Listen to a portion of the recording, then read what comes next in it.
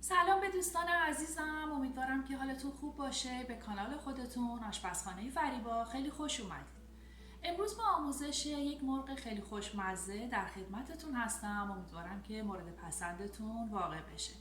موادی که نیاز داریم عبارتند از 1/4 پیمانه روغن مایع، 1 پیمانه آب پرتقال، 4 تیکه مرغ، مقداری زعفرون دم کشیده غلیظ، 1 عدد پیاز کوچیک، 1 عدد لیموی تازه، 4 حب سیر و ادویه هامون شامل 1 قاشق چایخوری پودر پاپریکا، نصف قاشق چایخوری پودر فلفل سیاه، 1/8 قاشق چایخوری پودر فلفل قرمز، 1 قاشق چایخوری زردچوبه، 4 عدد برگ بو و به مقدار لازم نمک. دوستان عزیز، در ابتدا داخل یک کاسه روغن مایعی رو که داشتیم میریزیم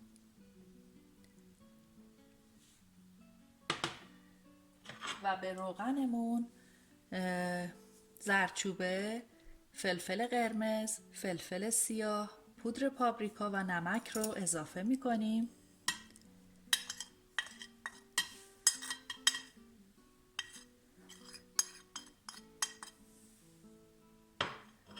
یه مقداری اونها رو با هم مخلوط میکنیم.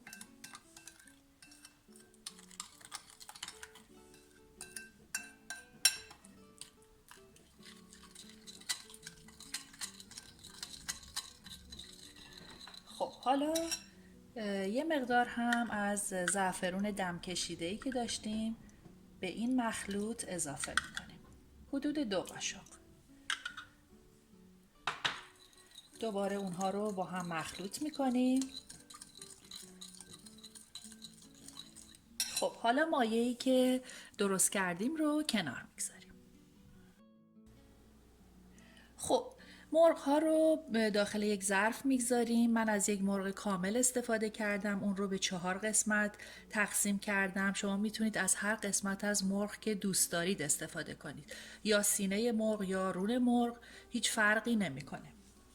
خب حالا از مخلوطی که آماده کرده بودیم با براش روی سطح مرغمون رو به این صورت آغشته میکنیم.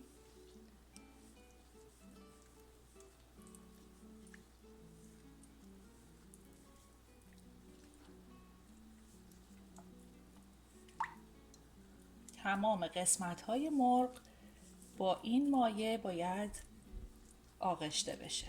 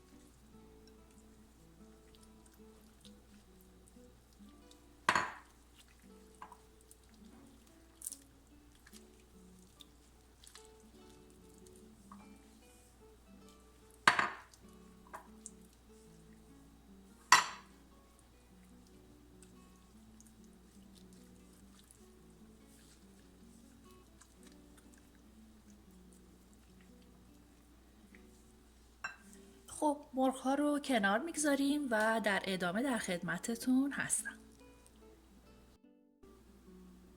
خب حالا یه دونه پیاز کوچیک داشتیم که اونها رو به این صورت نگینی های خیلی ریز خورد میکنیم و داخل یک قابلمه یا یک ماهیتابه مناسب میریزیم.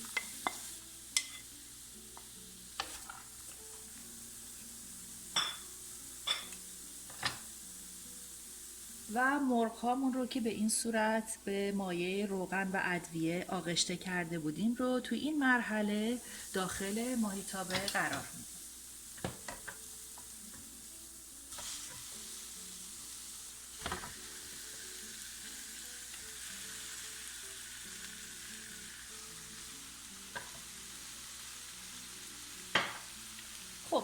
حالا مرغ ها رو به همراه پیازمون حدود 10 تا 15 دقیقه با حرارت ملایم تفت میدیم. به این وسیله مرغمون مزه‌دار میشه و بوی زخم اون از بین میره، آب پیاز به خورد مرغ میره و پیازمون کاملا آب میشه. خب من این کار رو انجام میدم، برمیگردم و در خدمتتون هستم.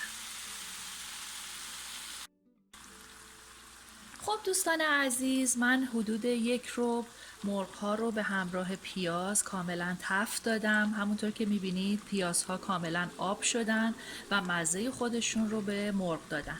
مرغ اصلا توی این مرحله دیگه بوی زخم نمیده. خب حالا یه لیوان آب پرتقال داشتیم، داخل قابلمه میریزیم.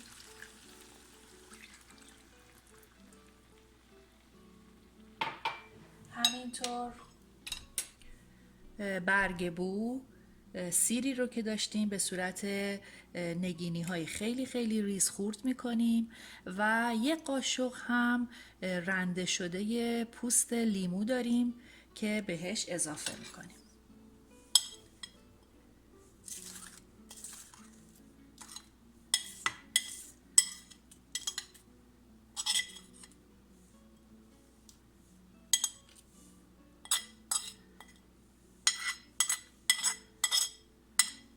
خب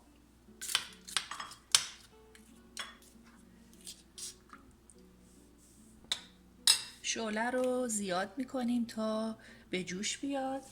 حالا نصف لیموی تازه رو که داریم آبش رو میگیریم و روی مرغ ها میدیم.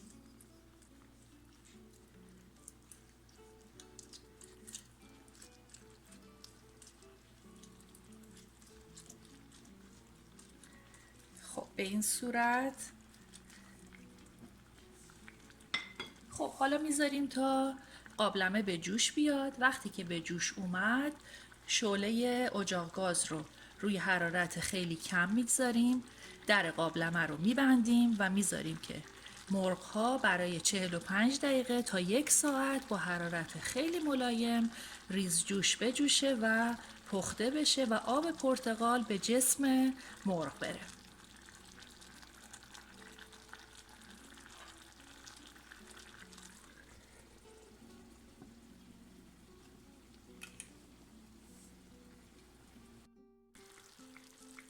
خب دوستان عزیزم، حدود 1 ساعت گذشت و مرغ ما الان آماده هستش. مرغ زعفرونی به همراه سس پرتقالی که فوق‌العاده خوش عطر و بو هست و همونطور که میبینید چقدر هم زیبا و خوش رنگ و رو شده.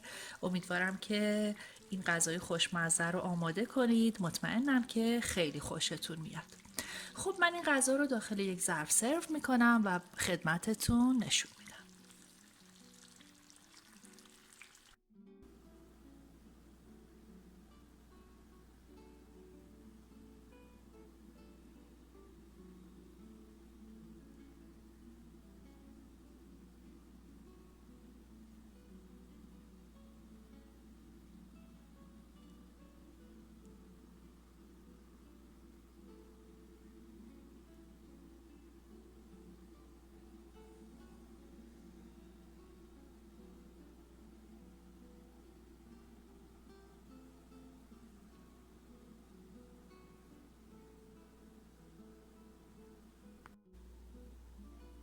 خب دوستان عزیزم، این هم از مرغ خوشمزه زعفرونی به همراه سس پرتقالی اون که اونها رو با زرشک پلو سرو میکنم و تقدیم میکنم به همه شما دوستان که تا این لحظه با من همراه بودید. امیدوارم این غذای لذیذ رو آماده کنید و در کنار اعضای خانواده از خوردنش لذت ببرید. لطفاً برنامه‌های من رو بین دوستان و آشنایانتون به اشتراک بگذارید و اگر بیننده بار اول برنامه من هستید لطفاً سابسکرایب یادتون نره. خیلی دوستتون دارم. تا یک برنامه دیگه و یک غذای دیگه، خدا نگهدار.